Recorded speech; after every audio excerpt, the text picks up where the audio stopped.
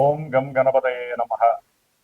ఓం జ్ఞానానందమయం దేవం నిర్మలస్ఫటికాకృతిం ఆధారం సర్వ విద్యానాం శ్రీ హయగ్రీవముపాస్మహే. హయగ్రీవ అనుగ్రహ సిద్ధిరస్తు. వీక్షించేటటువంటి ప్రేక్షకులందరికీ కూడా ఈ యొక్క ఏప్రిల్ 14వ తేదీ నుండి మే 14వ తేదీ వరకు కూడా సూర్యనారాయణుడు అనగా మన యొక్క అంతరిక్ష భాషలో రవి, సూర్యుడు అనేటటువంటి పర్యాయ పదాలు ఉంటాయి. కాబట్టి ఈ సూర్య భగవానుడు మీనరాశిలో నుంచి మేషరాశిలోకి తన యొక్క ప్రవేశాన్ని కావిస్తూ ఉచ్చస్థితాన్ని కలిగినటువంటి 10 డిగ్రీల వరకు కూడా ఈ సూర్య భగవానుడు ఉచ్చస్థితిని కలిగి ఉంటాడు. కాబట్టి ఎంతో మంది రాశుల వారికి, అట్లాగే సూర్యగ్రహ నక్షత్రాలైనటువంటి కృత్తికా నక్షత్రము, ఉత్తరా నక్షత్రము, ఉత్తరాషాఢ నక్షత్రము, అట్లాగే సింహరాశి, కొంతమంది రాశుల వారికి అట్లాగే ఈ నక్షత్రాల వారికి కూడా చాలా చక్కటి ఆరోగ్యము, అనుకున్న కార్య అధీష్టాలు, ఉన్నతమైనటువంటి ఉద్యోగ ప్రాప్తి కలగటానికి అవకాశం లభిస్తుంది. ముఖ్యంగా ఎవరైతే ప్రభుత్వ ఉద్యోగపరంగా ఎన్నో ఎగ్జామ్స్ రాసి ఎన్నోసార్లు ప్రభుత్వ ఉద్యోగాలకు సంబంధించినటువంటి పరీక్షలు రాసి ఉన్నారో వారందరికీ కూడా చక్కటి ఉత్తీర్ణత శాతం కలిగి అట్లాగే ఉద్యోగ ప్రాప్తి కలగటానికి అవకాశాలు మెండుగా ఉన్నాయి. ముఖ్యంగా ఈ యొక్క నెలలో ఏప్రిల్ 14 నుంచి కూడా మే 14 వరకు గ్రహస్థితుల్ని గనక పరిశీలించినట్లయితే ముఖ్యంగా మాసవారి మేష సంక్రమణం, అంటే రవి ఒక రాశిలో నుంచి ఇంకొక రాశిలోకి ప్రవేశించినప్పుడు సంక్రమణం అంటారు. ఇది చాలా విశిష్టమైనటువంటిది. అటు పితృదేవతలకి చాలా పవిత్రమైనటువంటి రోజు ఈ సంక్రమణం. అట్లాగే ఈ యొక్క సూర్య భగవానుడు నెలకి కరెక్ట్గా ఒక్కొక్క డిగ్రీ చొప్పున రోజుకి 30 డిగ్రీలు కూడా పరిభ్రమిస్తూ 30 రోజుల్లో ఆయన మారేటటువంటి నక్షత్రాలని బట్టి వారి జాతక చక్రంలో ఎవరైతే రాసులు చూసుకుంటున్నారో వారి యొక్క జాతక చక్రంలో నడిచేటటువంటి దశలు, అంతర్దశలు, విదశల్ని బట్టి వారి యొక్క జన్మలగ్నాన్ని బట్టి ఈ సూర్య భగవానుడు ఎక్కడ ఉంటాడో ఆ యొక్క ఫలితాలని మనకి ఇప్పుడు ప్రసాదిస్తూ ఉంటాడు. మంచి కావచ్చు, చెడు కావచ్చు. కాబట్టి చాలా మందికి రాశి మాత్రమే, మా యొక్క నక్షత్రము, మా యొక్క రాశి దండి ఎలా ఉంటుంది అని మాత్రమే కనుక్కుంటున్నారు. కానీ ఈవెంట్స్ వైజ్ కానివ్వండి, లేదా మీకు ఏదైనా ఇబ్బందులు కలుగుతున్నప్పుడు మీ జాతక పర్యవేక్షణని మీ మనసుకి నచ్చినటువంటి గురువు ద్వారా చక్కగా తెలుసుకొని ఎన్ని రోజులు, ఎన్ని నెలలు మేము జాగ్రత్తగా ఉండాలి, ఏ అంతర్దశల్లో మేము విద్యకు కానివ్వండి, ఉన్నత విదేశాలకు కానివ్వండి, లేకపోతే వివాహపరమైనటువంటి చర్యలు చేపట్టడానికి, ముఖ్యంగా ఎవరైనా సరే ఆరోగ్యపరంగా బాలేనప్పుడు ఆరోగ్యానికి ఏ ఫలితాలు, అంటే ఏ ఫలితాన్ని ఇచ్చేటటువంటి దేవతలను ఆరాధించాలి, అట్లాగే సంతానము కలగకపోవడానికి కారణం ఏంటి, ఇవన్నీ కూడా జన్మజాతకంలో మాత్రమే తెలుస్తాయి. రాశిని బట్టి కొంతవరకు మాత్రమే మనకి జాతక విశ్లేషణ పరంగా ఇక్కడ ప్రస్ఫుటమవుతాయే తప్ప డైరెక్ట్గా చంద్రుడు అనేటటువంటి వాడు మానసిక చర్యల్ని మాత్రమే సూచిస్తాడు, సూర్యుడు మాత్రమే ఆత్మని సూచిస్తూ ఉంటాడు. కాబట్టి జన్మజాతకం ప్రధానం. ముఖ్యంగా ఈ యొక్క నెలలో గ్రహాల యొక్క గోచార స్థితులను గనక మనం గమనించి ఉన్నట్లయితే గనక సూర్య భగవానుడు మేషరాశిలో ఏప్రిల్ 14 నుంచి మే 14 వరకు ఉంటాడు.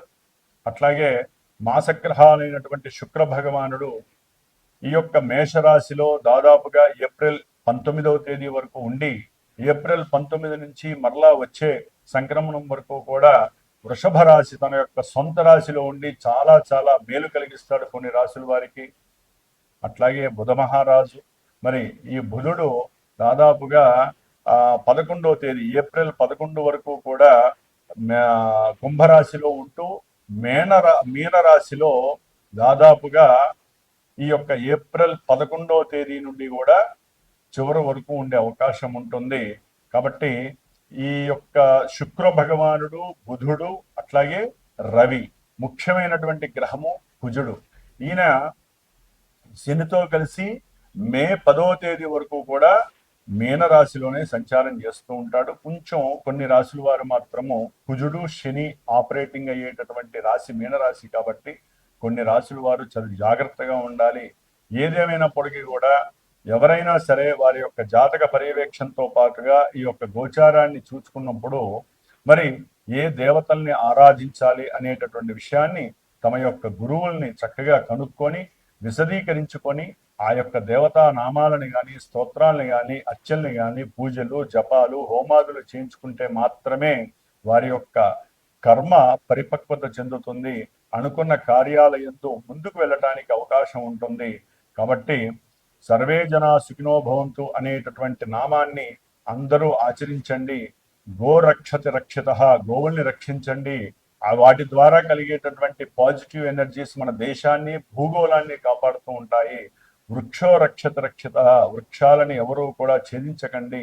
వృక్షాలని సాధ్యమైనంత వరకు పెంపొందించుకోండి. ఎందుకంటే ఒక్కొక్కరి యొక్క జన్మ నక్షత్రాన్ని బట్టి ఒక్కొక్క వృక్షము ఉంటుంది, రాశుల్ని బట్టి వృక్షం ఉంటుంది. కాబట్టి ఆ వృక్షాలని పెంచితే గనక వారి యొక్క ఆయురారోగ్యాలు బాగుంటాయి. ఇట్లా ఎన్నో విషయాలు మన యొక్క జ్యోతిష్య శాస్త్రంలో నిక్షిప్తమై ఉన్నాయి. కాబట్టి మరి మేషరాశి నుంచి మీనరాశి వరకు, అట్లాగే అశ్విని నక్షత్రం నుంచి రేవతి నక్షత్రం వరకు ఎవరికి ఈ మాసాంతము సూర్య సంక్రమణం వలన మేషరాశిలో సంక్రమించినటువంటి ఈ యొక్క సూర్య సంక్రమణం వలన ఈ 4 గ్రహాలతో పాటుగా కుజుడు అట్లాగే గురుడు మిథున రాశిలోనే ఉంటాడు. అట్లాగే శని భగవానుడు మీనరాశిలో ఉంటాడు. కేతువు సొంత నక్షత్రంలో సింహరాశిలో ఉంటాడు. రాహువు కుంభరాశిలో సొంత నక్షత్రంలో ఉంటూ కూడా వారు చేసే విన్యాసాలు వారిచ్చే ఫలితాలను మనం ఇప్పుడు తెలుసుకుందాం. ఓం శ్రీమాత్. కన్యారాశి. కన్యారాశి వారికి ఈ 2026 సంవత్సరం ఏప్రిల్ 14 నుంచి మే 14వ తేదీ వరకు గ్రహాల యొక్క గోచార స్థితిని గనక మనం గమనించినట్లయితే అష్టమంలో ఉచ్చస్థిత రవి, సప్తమంలో బుధుడు నీచస్థిత బుధుడు, కుజుడు, శని భగవాన్, 6వ స్థానంలో రాహు, ఈయనొక్కడే అమృత యోగం. అట్లాగే కన్యారాశి వారికి కర్మస్థానమైనటువంటి మరి 10వ స్థానంలో గురుడు, 12వ స్థానంలో కేతువు. ఈ కన్యారాశి వారికి ముఖ్యంగా యోగించేటటువంటి గ్రహాలు రాహువు, అట్లాగే ఈ నెల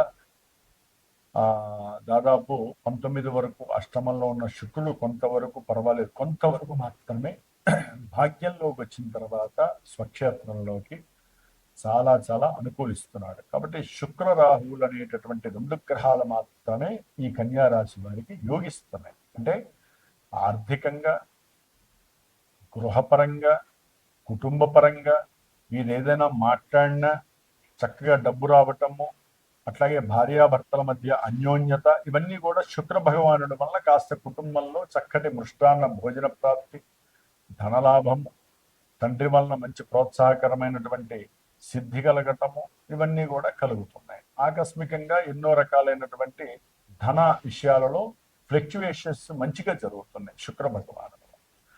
రాహు వలన వ్యాపారంలో వృద్ధికి సంబంధించిన విషయాలు కావచ్చు, శత్రు రోగ రుణ నివృత్తి కలగడానికి రాహు కొంతవరకు డైరెక్ట్గా ప్రోద్బలం చేపిస్తాడు. కానీ రాహు ఉన్నటువంటి ఆ యొక్క రాశియాధిపతి అయినటువంటి శని ప్రభావాలు రాహు ఇవ్వటానికి అవకాశాలు ఎక్కువగా ఉన్నాయి. గోచారంలో రూల్స్ ప్రకారం ముద్దుగా వెళ్ళామనుకోండి, రాహు శుభ ఫలితాలు ఇస్తాడు అనే విషయం ఒక్కటే చెప్పచ్చు. శత్రువులు మిత్రులు అవుతారు, రోగాలు తొలగిపోతాయి, రుణములు తొలగిపోతాయి. ఎందుకు తొలగిపోతాయి? ప్రతి నెల తొలగిపోతూనే ఉంటాయా? మళ్ళీ జన్మజాతకంలో వారికి గనక రాహు యాక్టివేట్ అయ్యి ఆయన శుభాలు ఇస్తే ఇక్కడ రాహు మంచినిస్తాడు. గుర్తుపెట్టుకోండి, డైరెక్ట్ గా గోచార ఫలితాలు 100% రిజల్ట్ ని మీకు ఇచ్చేవి. అందుకనే చాలా మంది ఫోన్లు చేసి చెప్తూ ఉంటారు, గురువు గారు మాకు మీరు చెప్పినవి కొన్ని జరగట్లేదండి. ఎందుకు జరుగుతాయండి? మీ జన్మజాతకం ఒకటి సూచిస్తే గోచారం కొంతవరకు మాత్రమే దాన్ని అర్థంలో చూపిస్తుంది. మీరు అర్థంలో చూసేసి మాకు ఇదే జీవితం అనుకుంటే ఎట్లా? జన్మజాతకం చాలా మెయిన్ ఇంపార్టెన్స్. మరి ఉద్యోగంలో ప్రాప్తి కలగాలిగా, రాహు ఎప్పటి నుంచో ఉన్నాడు ఆయన అక్కడ. 5-6 నెలలు బట్టి. మనకేంటంటే ముఖ్యంగా గోచారంలో ఈ యొక్క సంక్రమణ ఫలితాల్లో రవి, కుజ, శుక్ర, బుధ ఈ 4 గ్రహాలు ఇంపార్టెన్స్. మరి రవి చూస్తే ముఖ్యంగా కన్యారాశి వారికి ఆకస్మికంగా ఉద్యోగంలో మార్పు అనుకున్నది కాస్త తీసేయటం కూడా జరుగుతుంది. ఉద్యోగంలో పెద్ద పెద్ద ఉద్యోగస్తుల ద్వారా అవమానాలు ఎదుర్కొనే పరిస్థితి కలుగుతుంది. ఏదో వీరికి తండ్రి గారి యొక్క ఆరోగ్యరీత్యా హాస్పిటల్స్కి వెళ్ళటం, ధనాన్ని నష్టపోవటం, ఇలాంటివి ధనపరమైనటువంటి నష్టాలు ఆకస్మికంగా కలిగేటటువంటి ఎన్నో కుటుంబ కష్టాలు ఈ కన్యారాశి వారికి కలగడానికి అవకాశం ఉంటుంది. ఉద్యోగంలో వెసులుబాటు లేక పిచ్చెక్కేటటువంటి పరిస్థితి కన్యారాశి వారికి కొంతమంది. ఎందుకంటే రవి బలంగా ఉన్నాడు అష్టమంలో, కానీ అది అష్టమం అయింది కదా ఉచ్చస్థితి అయినప్పటికీ. కానీ అష్టమంలో ఉచ్చస్థిత రవి ఒక రకంగా చెప్పాలంటే విదేశాలలో ఉన్నటువంటి వారికి కొంతమందికి అనుకూలమైనటువంటి ధన ప్రాప్తి కలగటానికి, కొంతమంది నష్టపోతారు. ఇది ధనము ఆన్లైన్లో ఏదైనా సరే క్యూఆర్ కోడో లేకపోతే ఏదైనా లింక్ ఓపెన్ చేసి ధనాన్ని నష్టపోయిన వాళ్ళు ఉంటారు చూసారా పూర్వము. వారికి ఎక్కడో అక్కడ కొంత రావటానికి అవకాశము ఈ సూర్య భగవానుడు ఇస్తాడు. ఎప్పుడు వీరు సూర్యుని ఆరాధిస్తే. ఉచ్చస్థితిలో ఉన్నటువంటి రవికి ఇచ్చే స్వభావం ఎప్పుడు ఉంటుందండి? ఆయన అష్టమంలో ఉన్న భావాన్ని మనం ఆ నెగిటివ్ని తీసేయాలి. నెగిటివ్ తీసేయాలంటే మీరేం చేయాలి? సూర్య నమస్కారాలు చేయాలి, రోజుకి 6 సార్లు ఆదిత్య హృదయాన్ని చదవాలి, లేదా వేద పండితులతో లేకపోతే మాలాంటి గురువుల యొక్క సహకారం తీసుకొని సూర్యుడికి సంబంధించినటువంటి జపాన్ని, సూర్య నమస్కారాలు చేయించటము, హోమం చేయటము, దీని ద్వారా అనారోగ్య నివృత్తి, ఉద్యోగంలో మంచి వెసులుబాటు కలగటము, ఉద్యోగ ప్రాప్తి కలగటము, ఆకస్మికంగా కలిగేటటువంటి సంతాన నష్టాలు కూడా వీరికి ఇబ్బందులు కలుగజేస్తాయండి. కుటుంబంలో ఒకటి అనుకుంటే ఇంకోటి జరుగుతూ ఉంటుంది. కాబట్టి కన్యారాశి వారికి పెట్టుబడుల విషయంలో ఆకస్మికంగా పెట్టేటటువంటి ఆలోచన కలుగుతుంది, కోరిక కలుగుతుంది. ఇంట్లో గృహంలో సభ్యుల ద్వారా కావచ్చు, తండ్రి ద్వారా కావచ్చు. ఇక్కడ జాగ్రత్తలు పడండి, ఎందుకంటే పెట్టుబడులు పెట్టేటటువంటి సమయం కాదు ఇది. ఎందుకంటే ఇక్కడ సప్తమంలో ఉన్నటువంటి కుజుడు మీరు అనుకున్నటువంటి సంకల్పాలన్నీ కూడా విభేదిస్తున్నాడు. ఆలోచన ఈయన ఫాస్ట్గా వెళ్తాడు, శనేమో నిదానం నిదానం అంటాడు, కొంచెం ఆలోచించరా నాయన అంటాడు. వీళ్ళు ఆలోచించరు. అట్లాగే బుధుడు నీచస్థితి, వీరి యొక్క జన్మ రాశ్యాధిపతి నీచలో ఉన్నాడు. ఆరోగ్యం చెడుతుంది, భార్యాభర్తల మధ్య కాస్త సఖ్యత లోపిస్తుంది. వ్యాపారంలో పెట్టినటువంటి పెట్టుబడుల మీద దీని ప్రభావం అత్యధికంగా కనిపిస్తోంది. నష్టాలు కనిపించే అవకాశం ఉంది కన్యారాశి వారికి. అట్లాగే శని భగవానుడు సంతానపరమైనటువంటి విభేదాలు కలుగుతాయి. భార్యాభర్తల మధ్య విపరీతమైనటువంటి వాగ్వాదాలు, కుటుంబ సమస్యలు, కుటుంబంలో ఉన్నటువంటి వ్యక్తుల గురించి మాట్లాడుకొని వీళ్ళ మధ్య అగాధాలు వస్తే జాగ్రత్తగా ఉండండి. కొంచెం ఆరోగ్యమైన శ్రద్ధ పెట్టండి. చేసేటటువంటి ఉద్యోగ ప్రయత్నాలలో మీకు కాస్త చుక్కెదురు కలిగే అవకాశం కనిపిస్తోంది. విష్ణు సహస్రనామం పారాయణ చేసుకోవాలి మీరు. అట్లాగే ఈ 3 గ్రహాలతో పాటుగా మరి రవికి కంపల్సరీ, కేతువుకి, గురువుకి ముఖ్యంగా ఉద్యోగంలో చేసే ఉద్యోగంలో వెసులుబాట్లు కనపడకపోగా కొంతమంది ఉద్యోగాలు చేస్తూ ఉంటారు, వ్యాపారాలు చేస్తూ ఉంటారు, మార్పులు కలిగే అవకాశం ఉంటుంది. గవర్నమెంట్ ద్వారా మీకు ఏదో రకమైనటువంటి ఇబ్బందులు, ప్రతికూలమైన భావనలు కలిగి వ్యాపారం అయితే స్థలం మార్చాలి, ఉద్యోగం అయితే కనుక పోవటము, లేకపోతే ఉద్యోగంలో బంధకం ఏర్పడటము, ఉద్యోగ వ్యవస్థలో మీకు కాస్త అవమానాలు ఎదురయ్యే అవకాశాలు కనిపిస్తున్నాయి. సంతాన విభేదాలు కూడా కనిపిస్తున్నాయి. కొంచెం జాగ్రత్తగా ఉండండి. ఏదైనా మీరు తీసుకునేటటువంటి సంకల్పాలలో విభేదాలు, నిదానము కనిపిస్తాయి. మీకు బుద్ధిమాంద్యం ఏర్పడుతుంది. ఏం పని చేస్తున్నారో కన్యారాశి వారికి తెలియదు, ఎందుకు డబ్బులు పెట్టుబడి పెడతారో తెలియదు. శుక్రుడేమో అన్ని శుభాలను కలుగజేస్తూ ఉంటాడు ధనపరమైన విషయాల్లో, పెట్టించేది కూడా ఆయనే. కానీ మిగతా గ్రహాలు బలంగా ఉండేసరికి మీరు నష్టపోయే అవకాశం ఉంటుంది. తొందరపడి ఏది కూడా భార్యాభర్తలు సరైన డెసిషన్స్ తీసుకోకండి, ఏది విడిపోయే డెసిషన్స్ తీసుకోకండి. ఓపికగా పట్టుకొని ఉండండి. కుటుంబంలో సంతానపరంగా సమస్యలు వస్తున్నాయని బాధపడకండి. ప్రతిదానికి ఒక విలువైనటువంటి పరిష్కారం ఉంది జ్యోతిష్యంలో. మన యొక్క జన్మ జాతకం ఉన్నట్లయితే డేట్ ఆఫ్ బర్త్ కానీ, టైం కానీ, ప్లేస్ కానీ పర్ఫెక్ట్గా ఉందనుకోండి, ఒకవేళ 2-3 నిమిషాలు 5 నిమిషాలు తేడా ఉన్నా కూడా సరైన గురువు అయితే కనుక దాన్ని టాలీ చేసేస్తాడు. అంటే ఆ యొక్క సిచ్యువేషన్స్ని రెక్టిఫికేషన్ చేస్తాడు. కాబట్టి జన్మ జాతకాన్ని బట్టి మనకి విద్య, వివాహము, ఉద్యోగము, వ్యాపారము, నష్టము, కష్టము, అనారోగ్య సమస్యలు, ప్రమాదాలు, లేకపోతే ఆకస్మికంగా ధనలాభాలు, ఇట్లా ఎన్నో రకాలుగా మనిషి మన నిత్య జీవితంలో మనకు కావలసినటువంటి కోరికల్ని తీర్చేది జన్మజాతకమే. కోరికలు ఫలించకపోవటము జన్మజాతకమే.